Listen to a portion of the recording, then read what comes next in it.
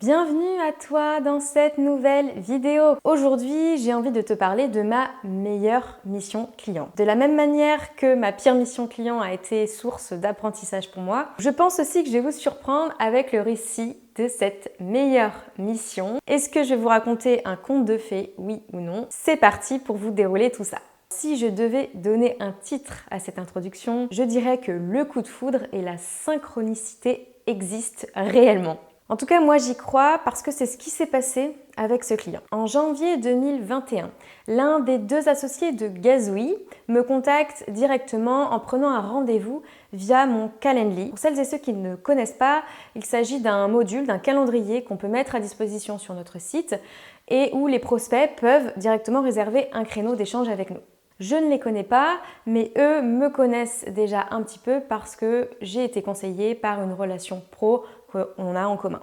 On était en début d'année, je vous ai dit janvier 2021, comme chaque début d'année, j'aime bien me fixer des objectifs. Je rédigeais alors mes 5 objectifs de l'année. L'un d'entre eux, c'était de passer mon CAP petite enfance. Pour moi, cet objectif, c'était pas tant d'avoir le diplôme, d'ailleurs je ne souhaitais pas forcément avoir le diplôme, c'était plutôt par rapport à ma situation. J'étais devenue maman en 2020 pour la première fois, je voyais ma fille grandir et s'épanouir et je trouvais ça incroyable à quel point les enfants étaient hyper intelligents. J'avais envie tout simplement d'en apprendre plus. Donc, je m'étais fixée de passer le CAP petite enfance dans le but d'avoir un petit peu plus de connaissances sur le sujet. Une semaine après, je reçois ce fameux message d'une entreprise qui s'appelle Gazooey et qui évolue dans le secteur de la petite enfance. J'ai trouvé ça absolument dingue, sachant que je n'avais jamais eu en 7 ans de freelancing de prospects qui évoluaient dans ce secteur-là. C'était vraiment la première fois. J'ai donc discuté longuement avec Victor et Salomé, les deux cofondateurs de Gazooey, lors de l'entretien qu'ils avaient booké avec moi. Et à la fin de cet entretien, j'ai vraiment eu la sensation magique que j'avais discuté avec des personnes que je connaissais déjà depuis longtemps, que j'étais déjà intégrée à l'équipe avec déjà un regard sur la stratégie de l'entreprise, alors même que je n'avais même pas fait de devis et qu'on n'avait même pas parlé tarifs. Et enfin, chose super intéressante pour moi, que mes compétences allaient être 100% liées avec mon intérêt personnel, ce qui n'arrive pas non plus tous les 4 matins, on va pas se mentir. À la suite de ça, je rédige mon devis pour l'accompagnement. C'est un devis pour moi qui était assez classique, qui reprend la méthodologie que je propose à chaque fois et ça s'échelonnait sur 2 mois de mission à un tarif d'à peu près 10 000 euros. À ce moment-là, les deux fondateurs me font part de leur état d'esprit. Ils me disent qu'effectivement, ils sont une jeune start-up, que chaque dépense, chaque investissement doit être pesé et mesuré. Ils viennent tout juste de lever des fonds. Moi, je me dis, s'ils signent avec moi à ce moment-là, sachant que pour eux, ça représente un gros investissement, c'est que vraiment, ils ont confiance en moi. 10 jours après et une réunion d'explication plus tard, le devis était signé. Déjà là, je suis très admirative de leur capacité à prendre des décisions rapidement et à me faire confiance. J'en ai donc suivi 2 mois de mission qui ont vraiment pour moi tout chamboulé. L'accompagnement s'est passé super bien. J'ai pu faire ma boucle de user research habituelle.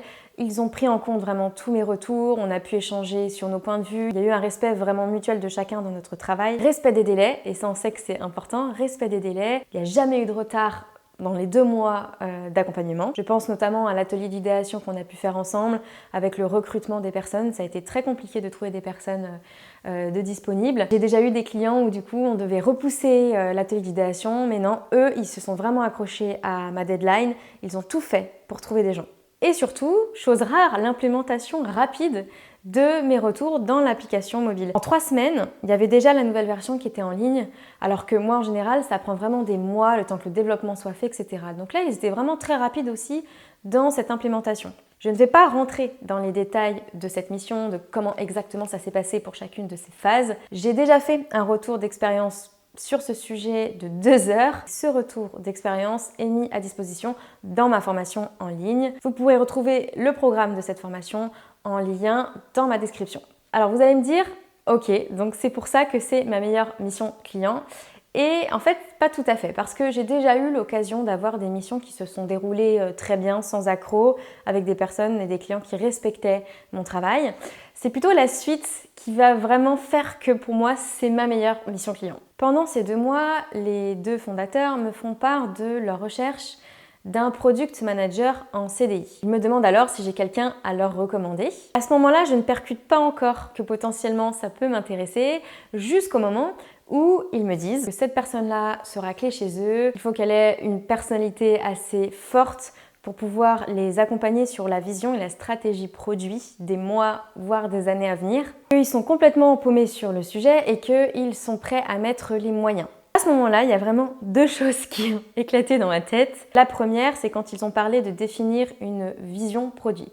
Je me suis dit, mais est-ce que c'est pas le rêve ultime pour tout UX designer de pouvoir à ce point intégrer une stratégie d'entreprise et avoir de l'impact ? Et enfin, le budget qu'ils sont prêts à allouer. Ils ne font pas partie de 90% de ces startups qui disent vouloir une Ferrari alors qu'ils n'ont un budget que pour s'offrir une Clio. Là, clairement, je voyais que l'argent n'était pas un sujet et qu'ils incarnaient vraiment en fait leur ambition. À ce moment-là de la discussion, je comprends qu'il y a possiblement une énorme opportunité pour moi à saisir. Sauf qu'ils cherchaient quelqu'un en CDI à long terme et à temps plein.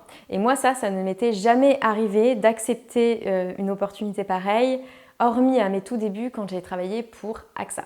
Et donc après de multiples nœuds au cerveau et discussions avec Gazooey, il a été convenu que j'occupe le poste de Product Manager en freelance et 3 jours par semaine, avec une venue à Paris dans leurs locaux à 3 jours par mois consécutifs. Le tout pour un budget de 34 000 € avec un engagement sur 6 mois.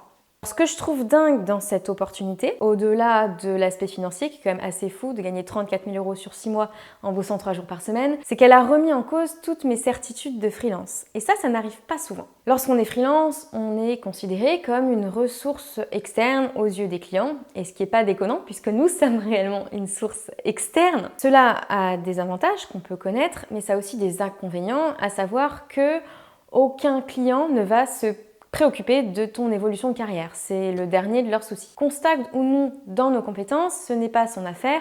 Lui, ce client, il fait appel à nous pour les compétences qu'on a aujourd'hui et c'est tout. Gazooey m'a permis de faire ce qui est habituellement possible un peu plus facilement en tant que salarié, d'évoluer dans ma carrière. Je leur avais communiqué de façon très transparente que j'avais jamais été product manager, que j'avais déjà internalisé ces compétences, mais que je n'étais pas purement product manager et que jamais aucun client m'avait proposé une mission de product manager. Évidemment, si ils ont été prêts à signer un devis à 34 000 €, ça vient pas de nulle part, c'est parce que j'ai su les convaincre par A plus B que j'étais la bonne personne et que j'avais les compétences aussi pour les accompagner sur ces sujets.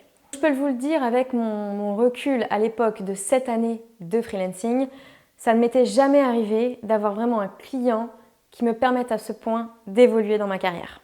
C'est là que pour moi, c'est ma meilleure mission client, c'est parce que grâce à ça, j'ai découvert le monde du product management, qui est un autre domaine, même s'il est fortement lié à l'activité du UX designer. Ça m'a permis aussi de me rendre compte que ces compétences-là de product manager, je les proposais déjà beaucoup pour mes clients. Ma passion pour la stratégie, le business model, la vision produit, fait que j'avais déjà finalement intériorisé ces compétences-là sans vraiment m'en rendre compte. Après, il y a aussi autant de façons d'être product manager qu'il y a de boîtes. C'est encore plus un nouveau métier que le métier du UX designer. Donc voilà, vraiment, en fonction de là où vous êtes dans l'entreprise, le product manager n'aura pas les mêmes impacts. Toujours est-il que dans mon cas pour Gazooey, mon travail a vraiment eu un impact très fort sur la stratégie de l'entreprise, sur le devenir de l'entreprise, d'un point de vue vraiment financier et produit. J'ai adoré ça.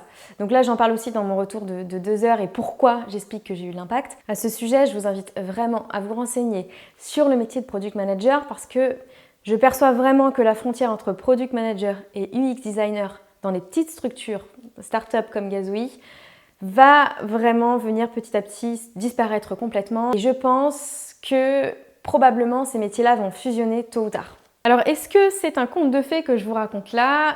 Je dirais oui et non. Vous savez que j'aime bien aussi parler des aspects négatifs parce que même dans une meilleure mission, il y a quand même des aspects négatifs. Donc je vais vous parler de 2 aspects pour moi qui ont été compliqués dans cet accompagnement.